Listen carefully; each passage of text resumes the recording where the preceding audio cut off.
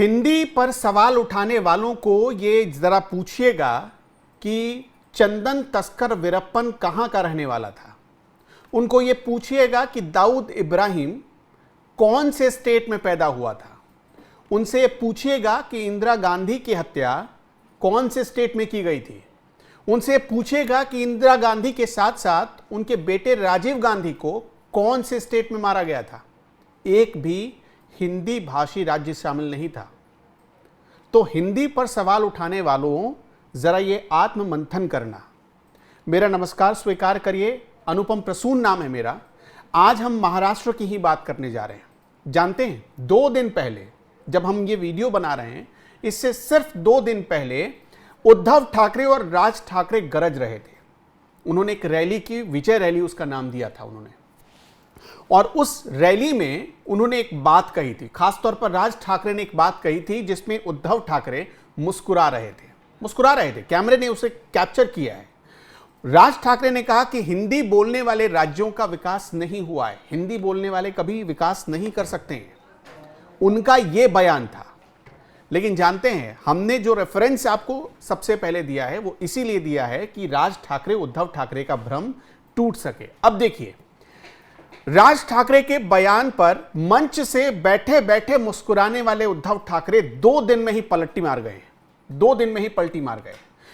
जो Stalin, MK Stalin, Tamil Nadu के मुख्यमंत्री एमके स्टालिन हिंदी का विरोध कर रहे हैं, हिंदी भाषियों का विरोध कर रहे थे, उस विरोध से उद्धव ठाकरे ने अपने कदम पीछे खींच लिए हैं। उन्होंने कहा कि नहीं, हम हिंदी भाषा और भाषियों का विरोध नहीं कर रहे हैं, हम विरोध कर रहे हैं हिंदी थोपने का। राज ठाकरे ने खुल्लम खुल्ला कहा, उद्धव ठाकरे की मौजूदगी में कहा था कि हिंदी बोलने वाले स्टेट विकास नहीं कर सकते हैं। राजस्थान, मध्य प्रदेश और बिहार जैसे राज्यों में, उत्तर प्रदेश जैसे राज्यों में मराठी नहीं पढ़ाई जाती है, तो हमारे यहां हिंदी क्यों पढ़ाई जाए। वो खुलकर बोलते हैं ये बात। उद्धव ठाकरे मुस्कुराते हैं। लेकिन ऐसी क्या स्थिति आ गई कि 2 दिन में ही पलटी मारना पड़ा और एमके स्टालिन से अपना पीछा छुड़ाना पड़ा है। एमके स्टालिन जब हिंदी का विरोध करते हैं तो उद्धव ठाकरे को यह कहना पड़ रहा है कि नहीं, हमने ऐसा कहा ही नहीं था। आइए आपको ग्राफिक्स के जरिए समझाते हैं कि 2 दिन में क्यों धरती खिसक गई उद्धव ठाकरे की। सबसे पहले तो यह समझिए, इसका जो सबसे बड़ा कारण है, जो पहला कारण है, उद्धव ठाकरे महाविकास अघाड़ी का हिस्सा हैं, जिसमें कांग्रेस और एनसीपी, शरद पवार भी शामिल हैं। कांग्रेस को राष्ट्रीय स्तर पर राजनीति करनी है और हिंदी भाषी वोटर्स की जरूरत है। उद्धव का कट्टर हिंदी विरोध कांग्रेस के लिए असहज स्थिति पैदा कर सकता है। इस वजह से आपने देखा होगा कि गठबंधन में दरार न पड़ जाए, उद्धव इस बात से डर गए, एमवीए में दरार न पड़ जाए, डर गए। दूसरा कारण, मुंबई महानगर पालिका का चुनाव होना है। शिवसेना के लिए यह चुनाव जीवन मरण का प्रश्न बन चुका है। मुंबई में हिंदी भाषी वोटरों की बहुत बड़ी तादाद है जो कई वार्ड में हार जीत तय करते हैं। कट्टर हिंदी विरोध का मतलब है कि बीएमसी चुनाव में इन वोटों से उद्धव ठाकरे को हाथ धोना पड़ सकता है। यह भी आप ध्यान रखिएगा। उद्धव और राज ठाकरे दोनों ने हिंदी को अनिवार्य करने का विरोध किया, लेकिन राज ठाकरे का विरोध अब हिंसक और हिंदी भाषियों के अपमान वाला हो गया था। उद्धव ने अपनी लाइन बदलते हुए यह क्लियर कर दिया है कि उनका विरोध सिर्फ हिंदी थोपने के खिलाफ था। यह तीसरी वजह इसलिए थी कि उनको लगा कि राज ठाकरे लीड ना ले लें, और साफ तौर पर अब वो उद्धव ठाकरे कह रहे हैं कि हिंदी भाषा के खिलाफ विरोध नहीं कर रहे हैं। ये उन्हें राज ठाकरे की कट्टर छवि से अलग और एक ज्यादा सॉफ्ट छवि वाला, एक ज्यादा परिपक्व नेता के तौर पर स्थापित करता है। इस वजह से उद्धव ने 2 दिन में ही पलटी मार दी। अब चौथा कारण बताते हैं आपको, वो चौथी वजह जिसकी वजह से यह कहा जा रहा है कि उद्धव ने पलटी मारी। तमिलनाडु के मुख्यमंत्री एमके स्टालिन ने ठाकरे बंधुओं का समर्थन किया था जब वो हिंदी का विरोध कर रहे थे, लेकिन स्टालिन का हिंदी विरोध बहुत उग्र माना गया। उद्धव की पार्टी ने तुरंत ये क्लियर किया कि महाराष्ट्र की स्थिति तमिलनाडु जैसी नहीं है, इसलिए हम नहीं करेंगे आपका समर्थन। ये कहना पड़ा उद्धव ठाकरे। अब 5वें वजह पर आते हैं कि 5वां ऐसा क्या कारण था। अच्छा, एक बात और ये ध्यान रखिएगा कि मराठा और द्रविड़ दोनों पॉलिटिक्स में पहले से ही नहीं बनती है। दोनों में 36 का आंकड़ा पहले से ही है। अगर कोई मराठी भाषा जाकर तमिलनाडु में बोलेगा तो उसे अच्छी नजर से नहीं देखा जाता है। वहां भी इस बात का भी झगड़ा है, वहां पर सिर्फ द्रविड़। वैसे भी मराठा और द्रविड़ भाषा की ये जो लड़ाई है ये बहुत ज्यादा चर्चा में है। 5वें कारण पर आते हैं, ऐसा क्यों हुआ, क्यों पलटना पड़ा। उद्धव शिवसेना ने नैरेटिव सेट करने की कोशिश की है कि उनका विरोध सिर्फ नई शिक्षा नीति के उस प्रावधान के खिलाफ था जो जिसमें कक्षा 1 से 5 तक हिंदी को अनिवार्य तीसरी भाषा बनाया गया था। वो ये संदेश देना चाहते हैं कि वो भाषा पर नहीं बल्कि सरकार की नीति पर सवाल उठा रहे थे। हिंदी भाषियों और भाषा से कोई विरोध नहीं है।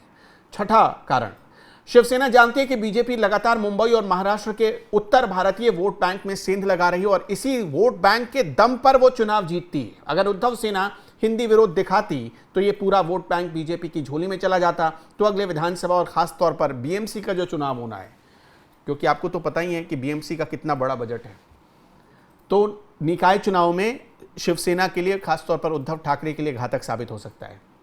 आखिरी वजह आपको बताते हैं, सातवीं वजह, देवेंद्र फडणवीस ने साफ साफ चेतावनी दी थी कि हिंदी बोलने वालों को सताना बंद कर दे ठाकरे भाई। एफआईआर दर्ज होने और धरपकड़ जैसे एक्शन लेने के लिए सरकार ने कदम बढ़ाया और इस एक्शन से जो ये उद्धव ठाकरे और राज ठाकरे के कार्यकर्ता थे उनमें एक डर का माहौल बना। उनको लगा कि नहीं भाई, कानून कार्रवाई करेगा, उनको लगा कि पुलिस पकड़ कर ले जाएगी। इस वजह से उनको 2 दिन में ही पलटना पड़ा। सबसे ज्यादा तो जो दिक्कत है वो यही तो दिक्कत है ना कि कार्यकर्ता दबाव बना रहे थे भाई, कार्यकर्ता पकड़े जा रहे थे, इस वजह से दिक्कत हुई उद्धव ठाकरे को। अब राज ठाकरे का क्या है, उनका कोई अपना बेस बचा? राज ठाकरे जो 2012 में उनकी स्थिति थी आज तो बिल्कुल खत्म हो गई। विधानसभा में एक सीट नहीं, नगर पालिका में आप बचे नहीं, तो आप लड़ेंगे कहां? राज ठाकरे का जनाधार तो बचा नहीं, जो बचा है वो उद्धव ठाकरे का बचा है। तो उद्धव को लगा कि भाई राज की वजह से कहीं हमारा भी जो बचा खुचा है वो खत्म ना हो जाए, इस वजह से 2 दिन में ही पलटी मार दी। अब आपको मोटे तौर पर यह समझाते हैं कि देखिए, ऐसे वक्त पर जब दोनों भाई मिले तो क्यों मिले? क्योंकि चुनाव होना है बीएमसी का, निकायों का। और जब 2 दिन बाद उद्धव ठाकरे ने पलटी मारी तो क्यों मारी? क्योंकि बीएमसी में पावरफुल पोस्ट चाहिए। अगर बीएमसी में जीतना है तो वहां खुश रखना पड़ेगा हिंदी भाषियों को, उनके बिना नहीं चल सकते, आगे नहीं चल सकते बिल्कुल। अब क्यों वहां पर खुश रखना पड़ेगा इनको, इसके भी कुछ आपको सबूत दिखाते हैं, कुछ एग्जांपल्स दिखाते हैं, ग्राफिक्स के जरिए समझाते हैं कितने पावरफुल हैं। महाराष्ट्र में हिंदी भाषी वोटरों की ताकत समझनी हो तो मुंबई शहर की हालत देखिए। मुंबई शहर को अगर आप देखेंगे तो यहां 98 लाख वोटर्स में से 22 लाख तो सिर्फ हिंदी भाषी वोटर्स हैं। 22 लाख, करीब 18 लाख मुस्लिम वोटर हैं जिनमें अधिकांश हिंदी भाषा या उर्दू भाषा बोलते हैं, यानी मराठी नहीं बोल पाते हैं वो। कुल मिलाकर मुंबई के लगभग 40 लाख वोटर उत्तर भारतीय हैं।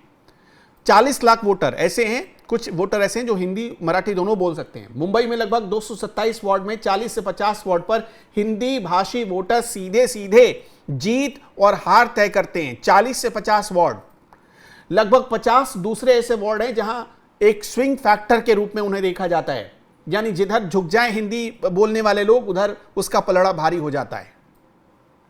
और वजह, बीएमसी के चुनाव में हिंदी वोटर्स उद्धव के वजूद को मिटा सकते हैं अगर वो चाहे तो। सीधे 44-45 तो ऐसे ही खत्म, और जो 40-50 जहां स्विंग कर सकते हैं वहां भी नुकसान पहुंचा सकते हैं। तो 100 से ज्यादा हो गया, 100 के आसपास। मुंबई के अलावा ठाणे, नवी मुंबई, कल्याण, डोंबिवली, पुणे और नागपुर में भी हिंदी बोलने वाले लोगों की अच्छी खासी तादाद है, तो वहां भी नुकसान हो सकता है। यह मत सोचिए कि सिर्फ मुंबई में ही होगा। परंपरागत रूप से बीजेपी ने इन वोट बैंक पर मजबूत पकड़ बनाई, जिसे कांग्रेस और अब शिवसेना उद्धव तोड़ना चाहती है। उद्धव ठाकरे जो पलटे हैं उनको लगता है कि भाई चलो कुछ सिंपैथी ले लेते हैं। मुंबई के व्यापार, रियल एस्टेट, ट्रांसपोर्ट, फिल्म उद्योग, सब जगह हिंदी भाषियों का दबदबा है, जिससे राजनीतिक मोलभाव की क्षमता मतलब उनके पास आ गई है, वो पावर उनके पास आ गया है। ये समझ चुके हैं उद्धव ठाकरे 2 दिन में।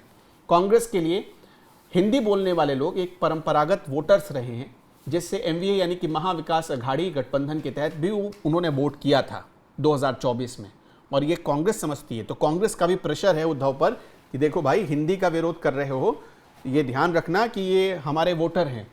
छठ पूजा जैसे त्योहारों के मौके पर हिंदी भाषा की ताकत क्या है, हिंदी बोलने वालों की ताकत क्या है, हिंदी पट्टी राज्यों की ताकत क्या है, या वहां के रहने वाले लोगों की ताकत क्या है, ये समझिए आप कि छठ पूजा का जब आता है पर्व, तो ऐसे पर्वों पर हर पार्टी इस समुदाय को लुभाने की कोशिश करती है। अलग अलग आयोजन किए जाते हैं, वहां पर आप देखेंगे भक्ति में माहौल बनाने की कोशिश की जाती है। जुहू में ऐसी कोशिश होती है। पार्टियां मुंबई की कई लोकसभा और विधानसभा सीटों पर टिकट देते समय इस बात का ख्याल रखती हैं कि भाई साहब, हिंदी भाषी जितने लोग हैं, जितने उम्मीदवार हैं, उनको नाराज मत करो। अगर किसी और उम्मीदवार को दे रहे हो तो कम से कम इसका ख्याल रखो कि वो हिंदी बोलने वाले जो लोग हैं वो उस उम्मीदवार को पसंद करें। इसका पूरा ख्याल रखा जाता है। संजय निरुपम इसके एक बहुत बड़े एग्जाम्पल हैं। तो ये हमने कुछ आपको सबूत ऐसे दिखाए हैं। तो उद्धव ठाकरे और राज ठाकरे को अंदाज़ा हो गया होगा कि वो जो मतलब काम कर रहे हैं और जिस तरह से टारगेट कर रहे हैं, ये 2004-5 वाला अब हिंदी पट्टी स्टेट नहीं रह गया है। ये मत भूलिए। यहाँ से प्रधानमंत्री चुनकर आते हैं देश के और रिकॉर्ड वोटों से चुनकर आते हैं। ये वो इलाका है जो चाह दे तो भारत की सत्ता हिला सकता है। तो ये उद्धव ठाकरे मेरे ख्याल में कांग्रेस के समझाने के बाद या कार्यकर्ताओं के दबाव में समझ चुके हैं, इसलिए वो राज ठाकरे वाली लाइन पर नहीं जा रहे हैं। आपका क्या सोचना है, आपका क्या मानना है, कमेंट बॉक्स खुला हुआ है, हमें बताते चलिएगा।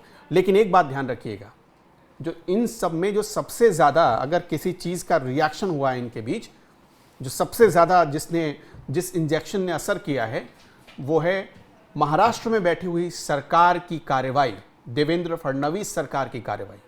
क्योंकि देवेंद्र फडणवीस सरकार की कार्रवाई की वजह से ही जब वहाँ पर ऐसे लोग जो उत्तर भारत के रहने वाले लोगों को या हिंदी बोलने वाले लोगों को पीट रहे थे और उनके खिलाफ एफआईआर हुआ, पुलिस ने एक्शन लेना शुरू किया, तब जाकर उनके होश ठिकाने लगे। तो देवेंद्र फडणवीस खुलकर देवेंद्र फडणवीस ने कहा कि देखो, हिंदी भाषियों को सताना बंद करो, खुलकर उन्होंने कहा। तो ये किसी मुख्यमंत्री का बयान सीधा सीधा संकेत है कि हम अपने प्रदेश में सबकी रक्षा करने के लिए तैयार हैं, तत्पर हैं। आपका क्या मानना है, मैं कमेंट बॉक्स में बताते चलिएगा। नमस्कार।